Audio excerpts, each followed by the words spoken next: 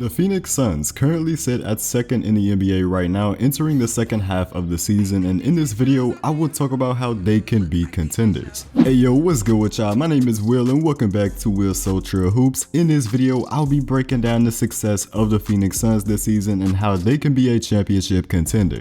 If you could drop a like, it would be very appreciated as I'm trying to reach a wider audience and each like goes a long way with the algorithm. Also, if you like basketball, this is the channel for you, so feel free to subscribe and hit the notification bell so you never miss a banger video, but let's get into it. I made a video a while back about the Phoenix Suns when they were dominating the NBA bubble, but man, I was not expecting them to be this good this season, and most people would say the same, even after the CP3 trade. They currently have a record of 24-11, which is the second best record in both the Western Conference and the entire NBA. The reason for that success can be attributed to improvements on both ends of the floor, as the team has a top offense and defense. Offensively, they are averaging 113.6 points per game, which is only 12th in the NBA, but that number gets lowered by the slower pace that they play at. They have the 6th highest field goal percentage in the league at 48.6% and the 9th highest 3-point percentage, as that sits at 38%. Their offensive rating is 8th in the league at 114.6, and they also do a great job of playing team basketball and limiting their turnovers, which is important for any championship team. The Suns average a league 3rd best in assists with 27.1 a game, which is very impressive for the pace that they play at, and that also comes with only 13 turnovers per game, and because of this they are able to give up less points off turnovers, allowing 14.9 points off turnovers per game, which is the 3rd best in the NBA. In terms of their defense, it's also at the top of the league with the 3rd best defensive rating, and they give up the 3rd least points per game. And they have not been one of those teams that have benefited off of a weak schedule either, as the Suns have had the 15th strongest schedule so far. Not hard, not easy, right there in the middle, and they've taken care of business. And taking care of business is something that CP3-led teams just seem to do. A major factor of this team being so good this year is the CP3 effect. Every team this guy plays on gets elevated because that's the player he is. I've said this before in another video, but high IQ basketball players make the game so much easier for their teammates on both ends, and Chris Paul is the epitome of that. Not to mention, he's one of the best leaders of today's NBA, arguably the best and probably one of the best leaders in the history of the NBA. He's been very impactful on this Suns team. Even at age 35, CP3 has still been doing great this year, making another career All-Star appearance, putting up 16 and 9 a game on very efficient numbers, 48% from the field, 39% from 3, and over 90% from the line. But again, deeper than all these numbers is his leadership. Despite him never making the finals, he knows how to win.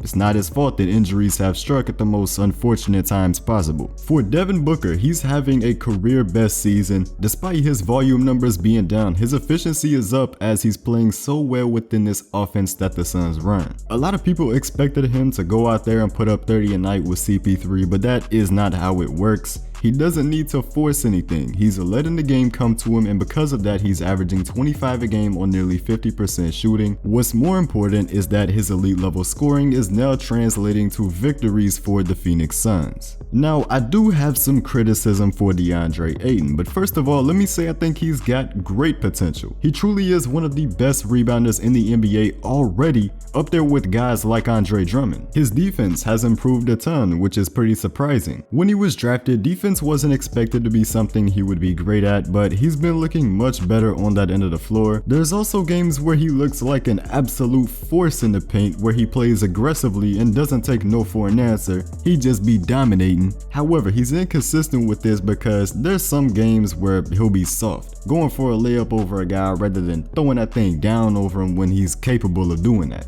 Almost as if in these particular games he's lacking confidence or feeling intimidated by his matchup. Also, the guy drops as many passes as fucking Eric Ebron. He's gotta fix that, and luckily it's something easy to fix. He has been solid as a defensive anchor, but there's simply some things he lacks, which will start coming with more and more experience, such as timing and getting better at going straight up rather than playing with his hands. I think that DeAndre Ayton can develop into something great for Phoenix. He's just gotta fix some things, and again, that'll come with improvement and experience. But the Suns need a backup for DeAndre Ayton ASAP. They don't have a guy that can come in and play the 5, bringing the same things to the table that Ayton does in rebounding and being a defensive anchor. They could try making a move for a guy like JaVale McGee or wait for the buyout market to see if anyone comes around, because they will desperately need a backup center come playoff time. I've also got to talk about Mikal Bridges too. He's improved so much this year, specifically on the offensive side of the court. Last year he was the best perimeter defender that the Suns had, and he's still playing great defense, but now he's become a serious offensive threat within this offense. He's putting up about 14 points per game while shooting 52% from the field, 42% from 3, and 84% from the line. I will say that playing alongside Chris Paul has helped him a lot, but he's become a lot better himself at putting the ball on the floor and getting his own shot off a pull-up or a drive. The role players also deserve some attention, those being Jae Crowder with the 3-and-D duties in the starting lineup, Dario Saric off the bench, and both of the Cams. Yes, even Cameron Payne. I remember this little motherfucker playing for the Bulls, but for Phoenix, he's been solid as the backup point guard. I gotta give it to him. In order to get far in the playoffs, your role players gotta step up, and these guys look capable. We know that Crowder can heat up in the playoffs, as he did that for Miami, plus he played pretty good defense throughout the entire playoffs. But for the rest, they don't really have playoff experience, so we'll see what happens with them.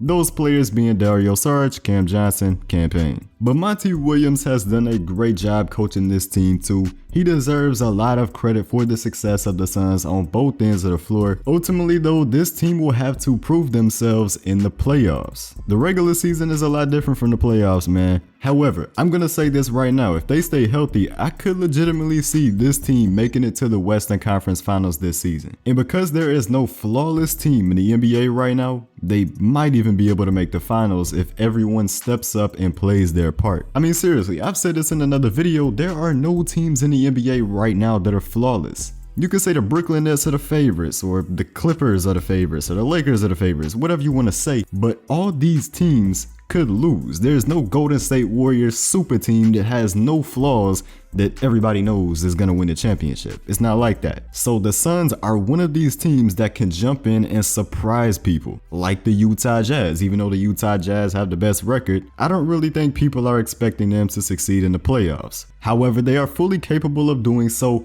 as well as the Phoenix Suns. So don't sleep on the teams that are not from Los Angeles, California, because there are teams out there that can give those teams from Los Angeles, California some real trouble in these playoffs. We know what CP3 can do in terms of leadership, and I'm excited to see what he can do with this Suns team in the playoffs. But comment your thoughts on the Phoenix Suns down below in the comments, and remember that a like would be very appreciated. Also, don't forget to subscribe to the channel and turn on post notifications so you never miss a banger video. Speaking of banger videos, here are 2 that I made, so click on one of those if you are interested. But I'm out of here, and remember, keep on hooping.